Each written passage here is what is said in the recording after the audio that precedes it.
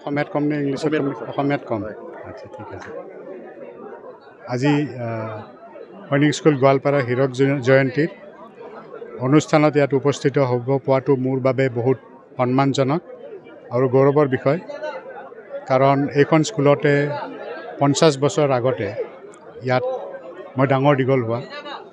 এই স্কুলত 10 বছৰ বয়সত মই ক্লাছ 5ত জইন কৰিছিলোঁ 1973 চনত। তাৰপিছত 7 বছৰ ইয়াত পঢ়ি পেলাই 1980 চনত এজন মানুহ হিচাপে বুলি ক'ব লাগিব, এজন ল'ৰা হিচাপে সোমাইছিলোঁ, এজন মানুহ হিচাপে নেশ্যনেল ডিফেন্স একাডেমীত জইন কৰিলোঁ।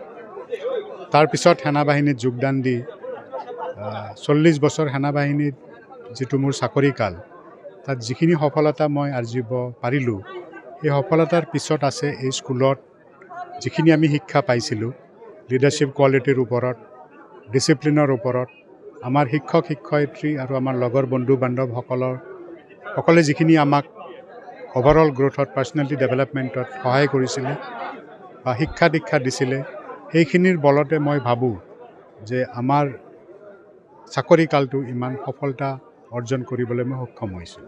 ইয়াৰ বাবে মই আজিৰ এই ডায়মণ্ড জুবিলিত সেই সকলো শিক্ষক শিক্ষয়িত্ৰীক আৰু আমাৰ লগৰ বন্ধু বান্ধৱসকলক স্মৰণ কৰিব বিচাৰোঁ। এইটো তাৰমানে এতিয়া যদিও মই এতিয়া 60 বছৰৰ ওপৰত, ইয়াত অহাৰ লগে লগে আমাৰ বয়সটো কমি 10 বছৰ আৰু 15 বছৰৰ নিচিনা হৈ গৈছে। ইয়াত আপোনালোকে দেখা পাইছেই পৰিৱেশটো, সকলোৱে নিজৰ নিজৰ বন্ধু বান্ধৱসকলক লগ পাই এই পুৰণি দিনলৈ উভতি গৈ আছে। এইটো ফিলিং মানে যিকোনো ভাষাৰে মানে বৰ্ণনা কৰিব নোৱাৰি।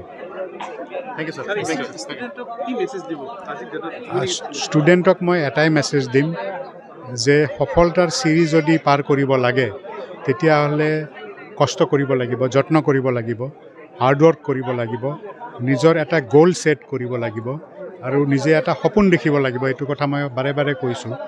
আমাৰ সকলো নৱপ্ৰজন্মই সপোন দেখা উচিত আৰু সেই সপোনটো দিঠকত পৰিণত কৰিবলৈ কষ্ট কৰিব লাগিব, যত্ন কৰিব লাগিব।